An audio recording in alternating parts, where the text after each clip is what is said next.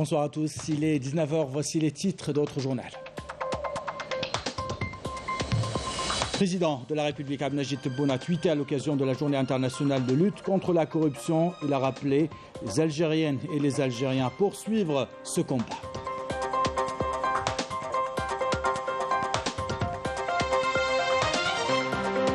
En sa qualité de représentant du président de la République Abdelmajid Tebboune, le Premier ministre Ayman Ben Abdelrahman participe à Riyad au sommet arabo-chinois pour la coopération et le développement. Il a rappelé l'importance du partenariat stratégique entre l'Empire du Milieu et les pays arabes.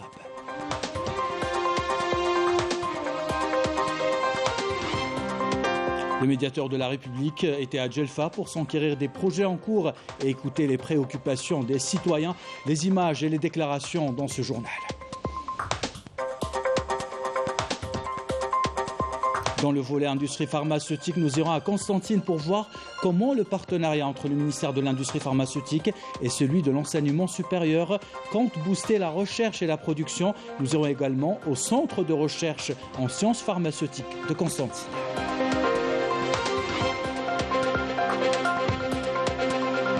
Et puis la Grande Mosquée de Paris a décerné le prix de littérature à Xavier Leclerc pour son livre « Un homme sans titre », un livre qui dénonce les violences subies par Mohamed Saïd Aït Taleb, un immigré algérien. Les images et les témoignages tout à l'heure.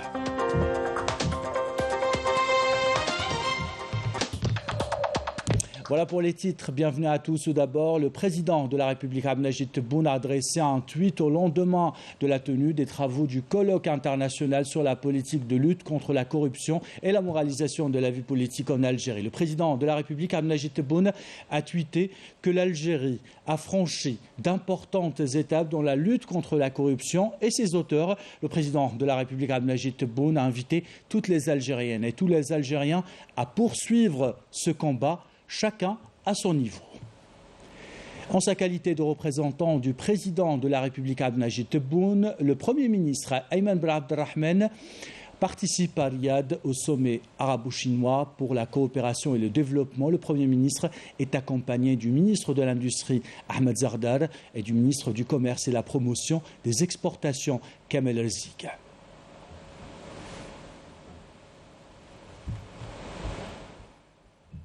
Et lors de son intervention, le Premier ministre Ayman Ben Abdelrahman a fait savoir que le président de la République Abdelmajid Tebboune suit avec intérêt particulier les travaux de ce sommet. Le Premier ministre a rappelé également que l'évolution de la coopération stratégique entre les pays arabes et la Chine.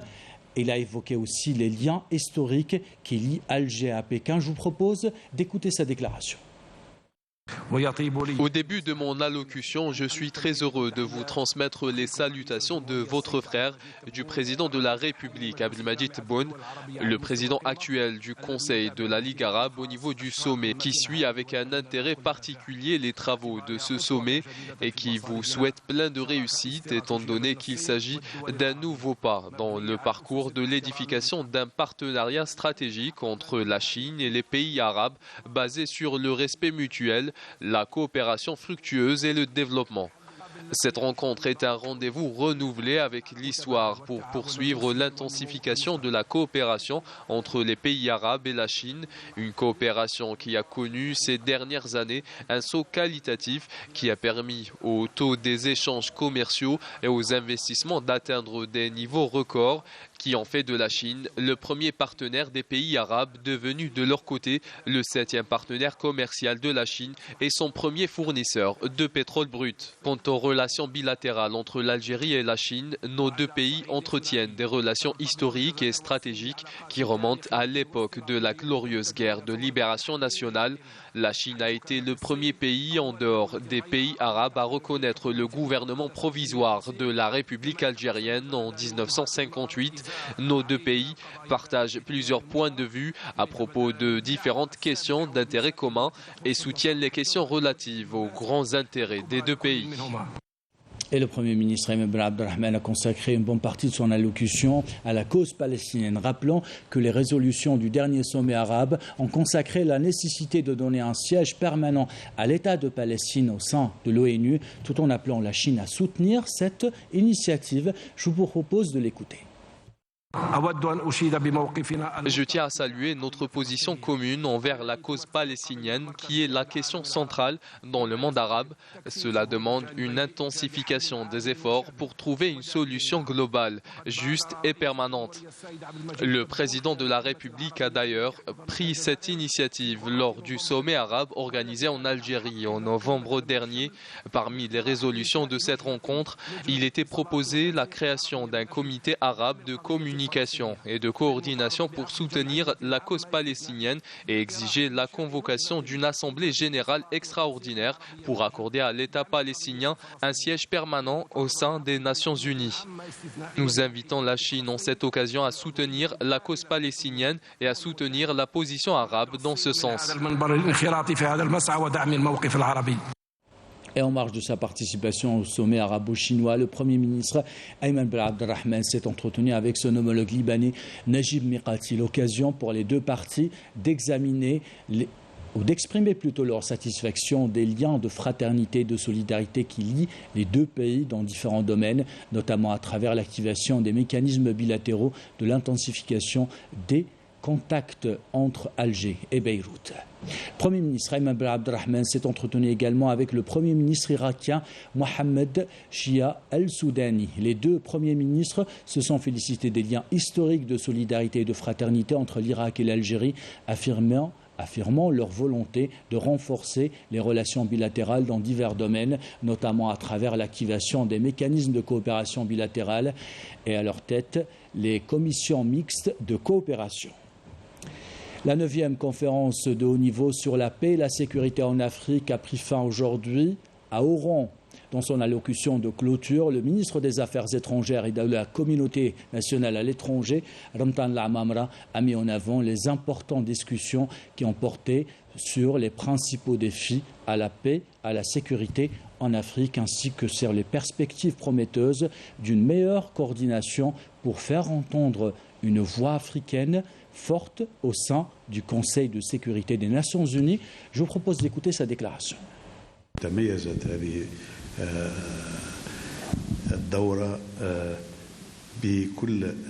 Cette rencontre a été une réussite sur tous les plans, à commencer par la participation active de tous les membres du Conseil de sécurité qui sont présents aujourd'hui, ainsi que les présidents des instances unisiennes. Lors de ces importantes discussions sur les principaux défis à relever pour l'instauration de la paix et la sécurité en Afrique, ainsi que sur les perspectives prometteuses d'une meilleure coordination à même de faire entendre une voix africaine forte au sein du Conseil de sécurité des Nations Unies. Lors de cette rencontre, la question du terrorisme a été évoquée. Comme vous le savez, le président de la République, Abdelmajid Tebboune, désigné par ses pairs africains en qualité de coordinateur du travail africain pour renforcer la lutte contre le terrorisme ainsi que la criminalisation de l'extrémisme violent. Le ministre des Affaires étrangères et de la communauté nationale à l'étranger s'est entretenu également avec le commissaire aux affaires politiques, à la paix et à la sécurité de l'Union africaine, Bankole Adeoye. Les discussions ont porté sur les possibilités d'efforts concertés pour parvenir à une paix durable dans la région du Sahel. Il a estimé que les États membres de l'Union africaine devraient travailler ensemble pour trouver des solutions rapides afin de parvenir à une paix et à une sécurité au Sahel. Il a également souligné qu'il était nécessaire de marcher ensemble selon les équations et les mécanismes en place dans la région. Le ministre des Affaires étrangères et de la communauté nationale à l'étranger, Ramtan Lamamra, s'est entretenu avec le ministre des Affaires étrangères du Kenya, Alfred Mutua. Le ministre kényan a rappelé que les relations entre le Kenya et l'Algérie sont l'une des meilleures. Je vous propose d'écouter sa déclaration.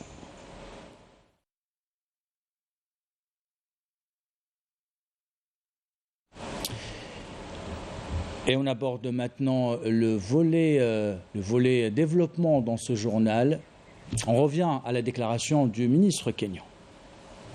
Entre le Kenya et l'Algérie sont l'une des meilleures. Le Kenya souhaite importer des produits pétroliers et gaziers d'Algérie et aspire également à attirer des opérateurs économiques algériens pour investir dans son pays. Notre pays dispose de nombreux produits pouvant être exportés vers l'Algérie tels que les viandes rouges, le lait, le café et le thé. Les entretiens ont également évoqué la question des étudiants de mon pays qui poursuivent leurs études en Algérie, qui est considérée comme pionnière dans de nombreuses spécialités au niveau africain et qui accueille des centaines d'étudiants kenyans. Nous œuvrons pour mettre en place un système de formation devant permettre aux diplomates kenyans et algériens d'étudier ensemble pour une diplomatie basée sur la paix et l'amitié. Il s'agira également de pouvoir développer les échanges économiques et commerciaux entre les deux pays. Un projet de jumelage est en préparation entre les villes d'Oran et de Mombasa, en plus de préparatifs pour l'ouverture de lignes directes de transport aérien entre les deux pays. Et on entame le volet développement de ce journal avec cette visite du médiateur de la République dans la wilaya de Djelfa, une wilaya qui a eu sa part dans les 640 projets de développement au niveau national. Lors de sa visite, le médiateur de la République a pris le temps d'écouter les préoccupations des citoyens et de rappeler l'engagement du président de la République à désenclaver les zones d'ombre. Les détails avec Amélie Siritir. Plus de 640 projets de développement ont été enregistrés au niveau de 279 zones enclavées à l'échelle nationale en vue d'améliorer les conditions de vie des citoyens de ces régions, notamment dans la wilaya de Djelfa où s'est rendu le médiateur de la République Medjid Amour pour s'enquérir de l'état d'avancement des travaux, des projets lancés au niveau des zones d'ombre et du chef-lieu de la wilaya et écouter les préoccupations des citoyens. Grâce au président de la République, nous avons bénéficié de ces projets pour le développement de nos villages. Aujourd'hui, on est mieux malgré les quelques manques, comme le transport scolaire. La région de Amoura dispose d'un site archéologique. C'est une région touristique. Nous aimerions donc bénéficier d'une auberge de jeunes pour accueillir les visiteurs et un stade semi-olympique.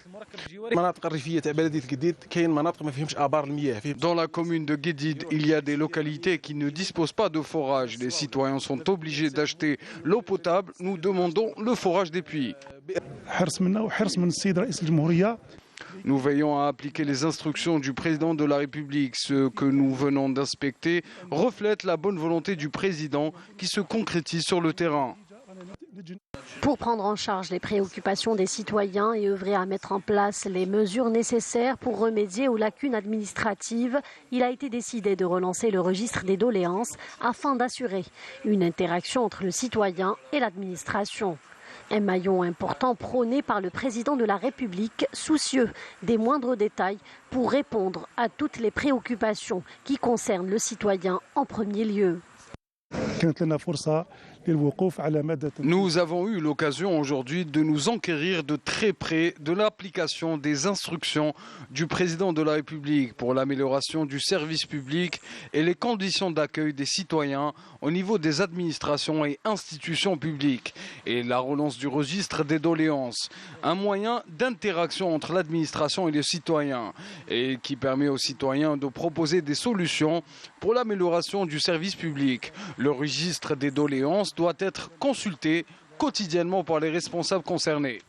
Au niveau de la région de Touazi, dans la commune de Cherif, le coup d'envoi d'extension du réseau d'électricité rurale a été donné par les responsables du secteur en présence du médiateur de la République, Medjid Amour, qui a également inspecté plusieurs structures concernant les secteurs liés directement à l'amélioration du cadre de vie de la population.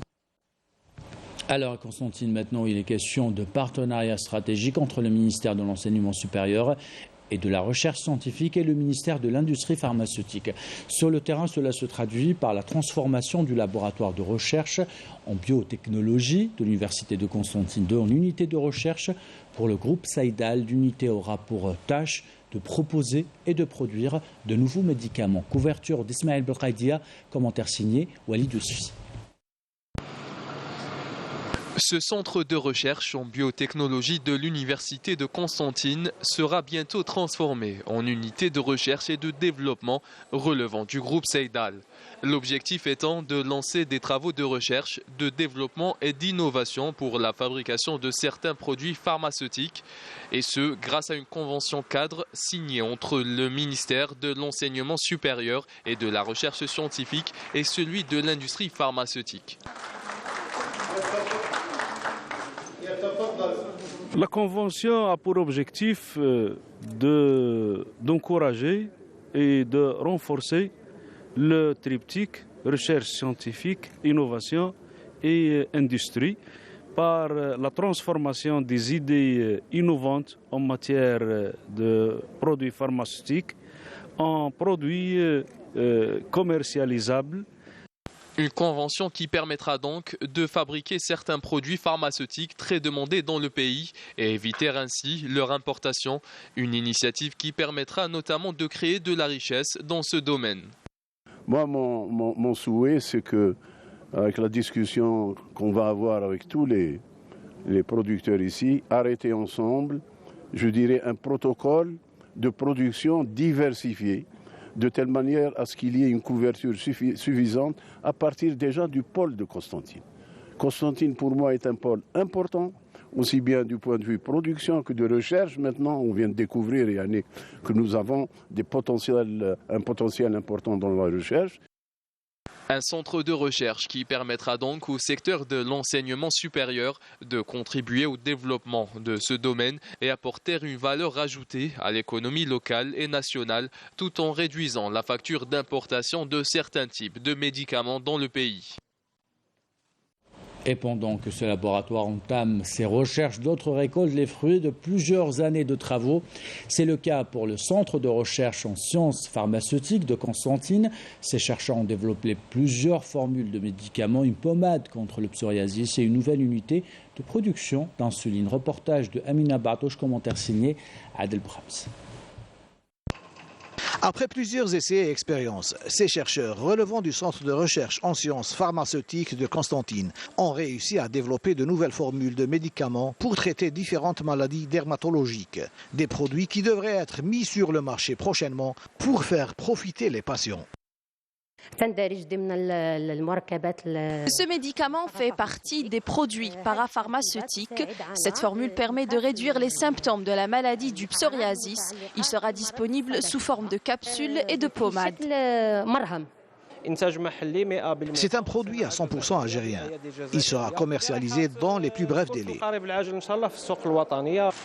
Un produit qui vient ainsi étoffer le marché local des médicaments couvert à hauteur de 70% par des produits locaux. Un taux appelé à augmenter grâce aux efforts déployés notamment pour répondre aux besoins des malades chroniques. Dans ce contexte, 3 nouvelles unités de production d'insuline devraient entrer en activité au début de l'année 2023. Ces unités fabriqueront très prochainement de l'insuline sous forme de stylo. D'après ce que j'ai constaté ici à Constantine, nous avons les capacités de produire toute forme de médicaments. Et dans le courant du premier semestre de l'année prochaine, nous couvrirons 50% des besoins nationaux en insuline. La couverture de 50% des besoins nationaux en insuline en production locale permettra à l'État de gagner jusqu'à 200 millions d'euros. La facture d'importation de l'insuline aussi entre 400 et 420 millions d'euros. Et de la production pharmaceutique à la production de véhicules, l'État, à travers la nouvelle loi sur l'investissement, a donné un nouveau coup d'accélérateur à un secteur qui a connu un monopole pendant plusieurs années. L'installation de la marque Fiat à Oran a commencé à travers la formation d'une main-d'œuvre qualifiée. Les détails avec Raouf Hamouche. Depuis maintenant plus d'un an, les prix des véhicules flambent. Même les voitures d'occasion sont devenues inaccessibles pour la plupart des citoyens. Mais à l'aube de la nouvelle année 2023 et avec la volonté des pouvoirs publics, les choses devront changer.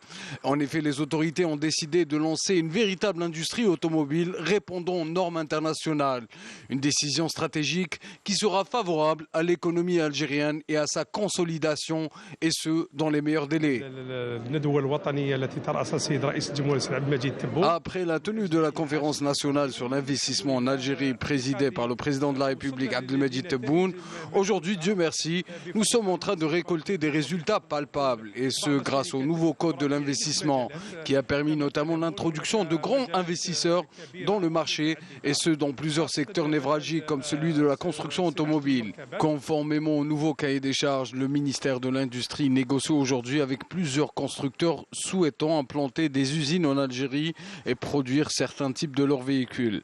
Ces négociations ont abouti jusqu'à présent à un accord avec l'un des plus importants groupes de construction automobile du monde, Stellantis, propriétaire de la marque italienne Fiat, en attendant la conclusion d'autres accords prochainement. Nous sommes actuellement en négociation avec plusieurs grands constructeurs automobiles comme la marque italienne Fiat qui, comme vous le savez, va s'implanter au niveau de la wilaya d'Oran. Je tiens à préciser que Fiat a déjà commencé le processus de formation de sa main-d'œuvre. Au début de la nouvelle année, la problématique de la voiture sera graduellement réglée. Nous pensons qu'il y aura même de la concurrence entre les différentes marques automobiles. D'autre part, les constructeurs souhaitant bénéficier des avantages accordés dans le cadre des différents accords de libre-échange signés par l'Algérie, cette industrie devrait atteindre un taux d'intégration de 40%. Selon le ministre de l'Industrie, Ahmed Zardal, les voitures en Algérie devront voir leur prix baisser dès le début de la fabrication et de l'importation des véhicules, ce qui entraînera une amélioration de l'offre, notamment à travers la maîtrise des coûts et des marges bénéficiaires qui seront étudiées. Et à Buras, c'est une batterie de mesure qui a permis en 2022 l'extension d'une nouvelle usine de fabrication d'accumulateurs d'énergie. L'usine fabrique des batteries pour véhicules légers, lourds et programme la fabrication de batteries industrielles. Reportage de Sihem Rzou, commentaire signé Majda Jahmoun. Afin de booster l'industrie automobile, le développement de la sous-traitance est plus qu'impératif pour atteindre le taux d'intégration escompté. À Bouira, une unité de fabrication de batteries pour véhicules implantée dans la zone industrielle de Oued El Berdi, qui a bénéficié d'un permis d'exploitation, est entrée en activité et aspire à couvrir une partie des besoins du marché national en batterie. En 2022, nous avons bénéficié d'un permis d'exploitation particulier dans le cadre de la rénovation. Nous sommes une unité qui commercialise des produits qui répondent aux normes internationales de bonnes pratiques de fabrication dans le domaine des accumulateurs d'énergie. Nos produits tels que les batteries pour véhicules légers, les batteries pour les véhicules lourds sont commercialisés sur le marché algérien. Nous avons élaboré un programme visant à nous lancer dans la fabrication des batteries industrielles. Fruit d'un partenariat algéro-tunisien, cette unité de fabrication des batteries emploie environ 100 salariés. Nous comptons plusieurs assistants techniques et ingénieurs au niveau de notre unité, des Algériens et Tunisiens qui viennent faire des formations. Tout cela fait qu'on échange l'expertise entre Tunisiens et Algériens.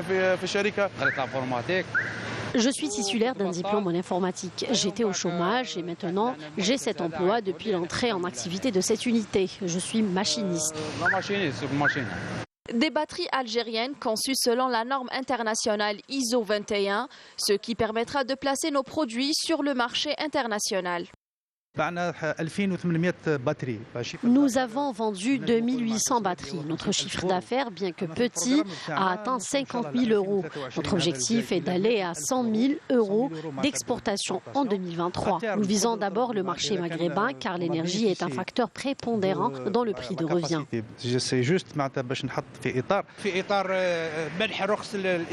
Dans le cadre de l'octroi des permis d'exploitation, 35 projets d'investissement seront lancés pour créer 2000 postes d'emploi. Cette unité de fabrication de batteries devrait contribuer au développement du marché de la sous-traitance mécanique en Algérie. Et allons maintenant à Tamanrasset, où le ministre de la Communication, Mohamed Bouslimani, a mis en avant l'importance des médias de proximité dans la transmission d'une information aux citoyens. Mohamed Bouslimani, qui avait donné hier le coup d'envoi de la deuxième session de formation sur la communication institutionnelle au profit des journalistes de la presse publique. Les détails avec Marim Damis. Lors de sa visite de travail, le ministre de la Communication Mohamed Bouslimani a présidé une cérémonie d'ouverture de la deuxième session de formation sur la communication institutionnelle au profit des journalistes de la presse publique dans les wilayas de Tamanrasset, Ilizi, Ingzam, Insalah et Janet, ainsi qu'aux responsables des cellules de communication. Il a par ailleurs annoncé la création de stations radio locales visant à promouvoir les médias régionaux.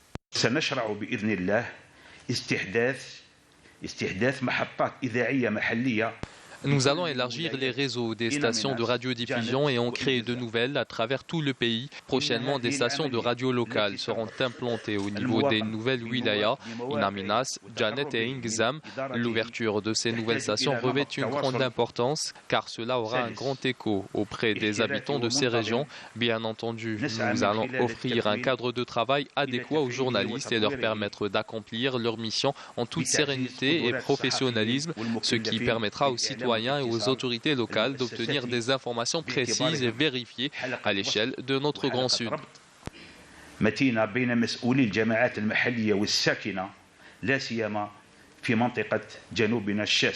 Les médias de proximité permettent de mettre en avant les préoccupations des citoyens et faire écouter leur voix aux autorités locales. Nous travaillons davantage pour transmettre les informations et cela dans plusieurs domaines, à savoir les projets de développement et bien évidemment nous transmettons les préoccupations des citoyens aux autorités. نقل انشغال المواطن وإيصال صوته إلى الجهات المسؤولة. العمل الجواري ودنا التقييم الدغا أماس نكالي التجميد قاسين نتاودد إيدق واسي موسين نهي الانشغال وغباش الدتاو يدهرة وينجام سيوضتني المسؤولين. Nous remercions le président de la République pour ses décisions, notamment ce qui concerne la création de nouvelles stations radio locales au niveau de 10 wilayas, en vue d'améliorer le développement et transmettre les préoccupations des citoyens.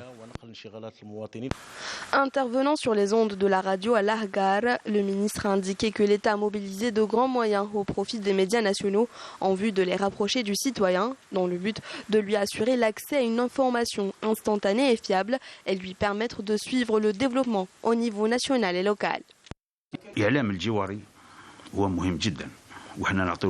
Les médias de proximité revêtent une importance majeure. Le gouvernement accorde un intérêt particulier à ce volet, conformément aux orientations et aux programmes du président de la République qui a pour objectif de garantir le droit aux citoyens à une information exacte et cela à travers tout le territoire national.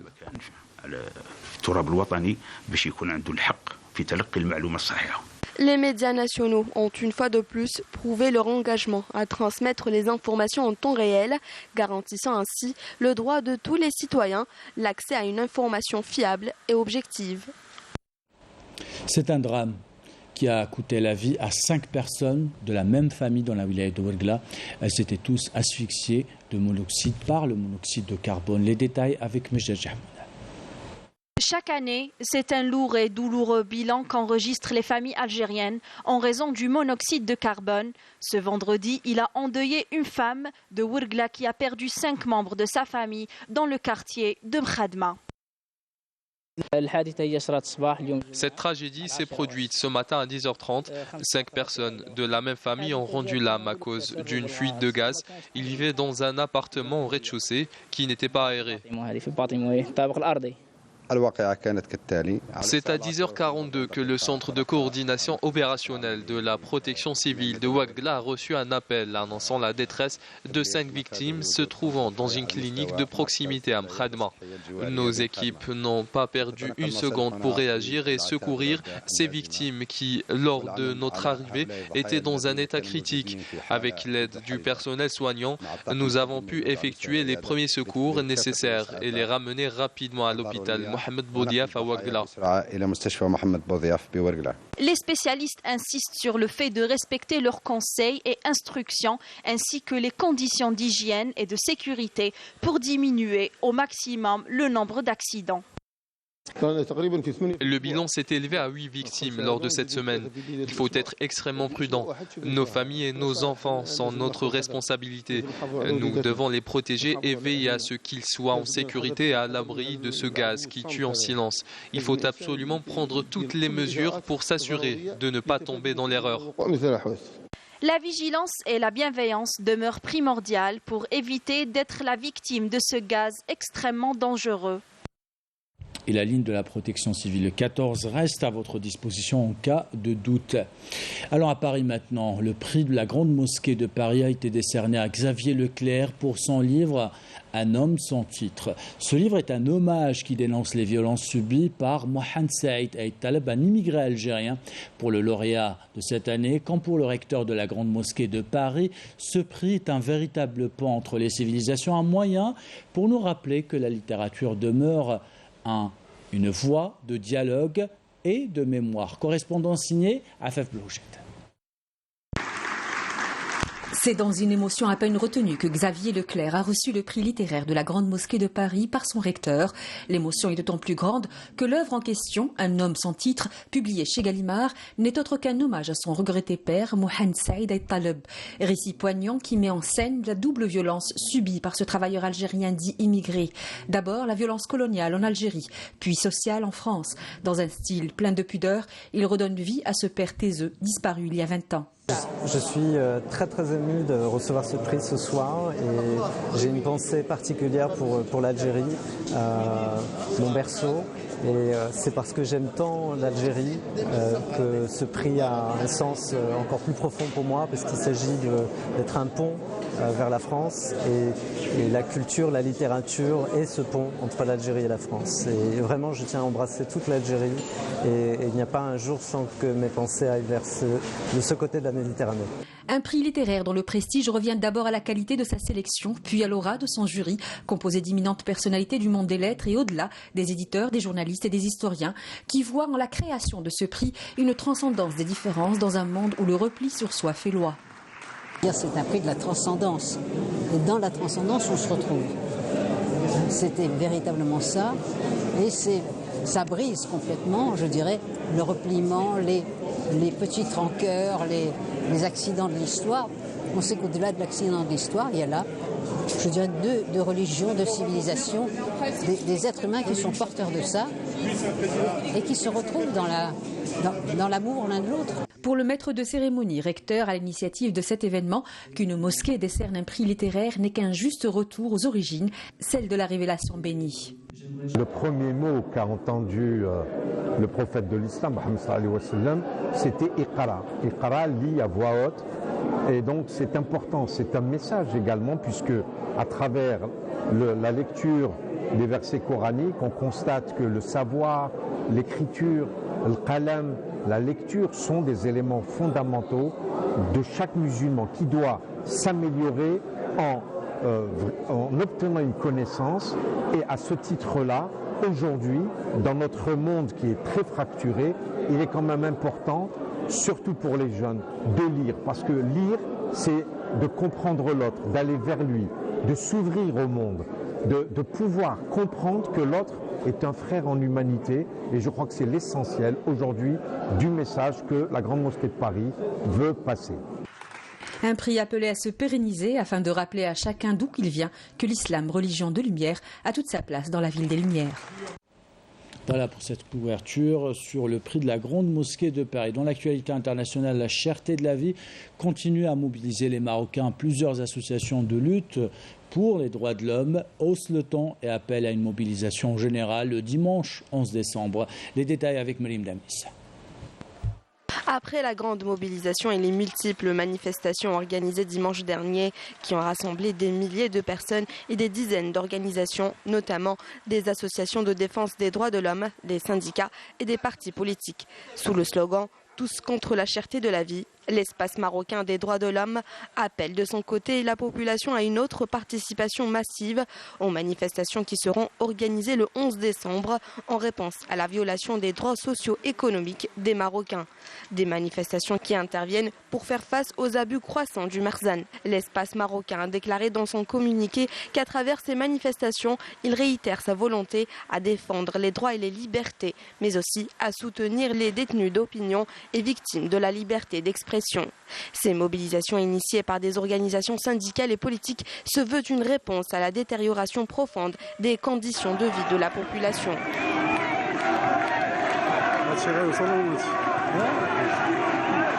Le Front social marocain, quant à lui, estime que la hausse des prix des produits alimentaires et du carburant ont atteint un niveau sans précédent et fustige l'absence de mesures du Makhzen pour alléger la souffrance des familles marocaines. D'autre part, les 5 syndicats représentatifs de l'enseignement ont mis en garde le gouvernement du Makhzen qui ignore leurs revendications une fois de plus. Ils ont même souligné la nécessité de traiter ces demandes comme un investissement et répondre à leurs revendications les plus légitimes dans les plus brefs délais. Ces syndicats réitèrent une nouvelle fois le refus de la fuite en avant d'un gouvernement en pleine faillite et impuissant de répondre aux cris de détresse de la population. Retour en Algérie avec ce BMS de Météo Algérie, valable à partir de ce soir jusqu'à demain 6h du matin. Le bulletin place les wilayas suivantes en vigilance orange. Il s'agit de Msila, Batna, Biskra, Ouergla, Oum El Bouaqi, Khanchla et Tébessa. Si vous prenez la route ce soir, soyez très vigilants. Coupe du Monde au Qatar 2022, la Croatie s'est qualifiée aux demi-finales en éliminant le Brésil après les séances de tir au but. 4-2, les deux équipes n'ont pas pu se départager après 120 minutes de jeu. Le score était 1-1. La Croatie affrontera en demi-finale le vainqueur du match Pays-Bas-Argentine qui se jouera à 20h ce soir. Et ainsi va l'actualité, c'est la fin de ce journal. L'équipe de rédaction qui l'a préparé, l'équipe technique qui l'a réalisé, vous remercie de l'avoir suivi. Merci pour votre fidélité. Belle soirée.